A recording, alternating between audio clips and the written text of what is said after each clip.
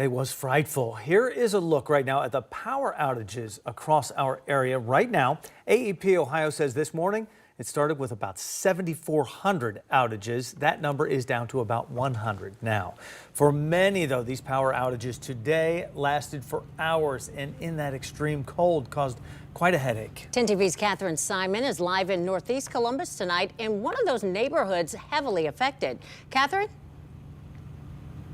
Yolanda, Jeff, this is one area that crews have spent a good part of today working to clean up. Some of those crews even still here tonight. This is along Cooper Road where a tree fell, hitting some power lines. AEP's outage map shows that power has been restored in this area, but for most of today, neighbors were left in the dark.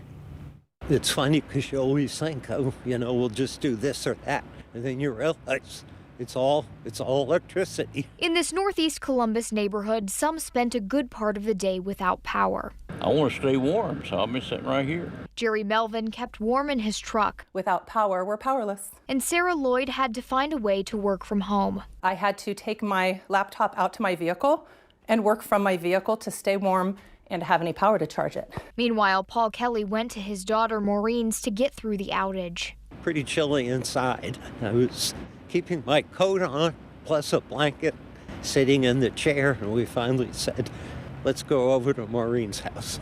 Don Chesler of AEP Ohio says a lot of the damage from this storm was caused by trees. In addition to the 1,800 line workers and assessors that we've staffed for this storm, we also have at least as many tree trimmers that have also been staged throughout the state in our 61 counties. Chesler recommends having things like a flashlight, batteries, radio, blankets, food, and water on hand for the next time a storm rolls through. The best time to prepare for an outage is before it happens, and the next best time is right now. He says crews were ready for the high winds and says they're preparing for what's on the way. Expect that wind to continue into tomorrow, and just like the response that we've mounted for today, we are prepared for that eventuality.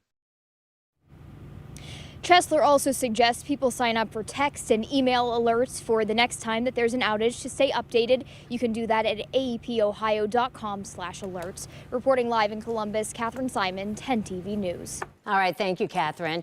And all of you out there, make sure you download our 10 TV app on your phone so you can get weather alerts sent straight to you.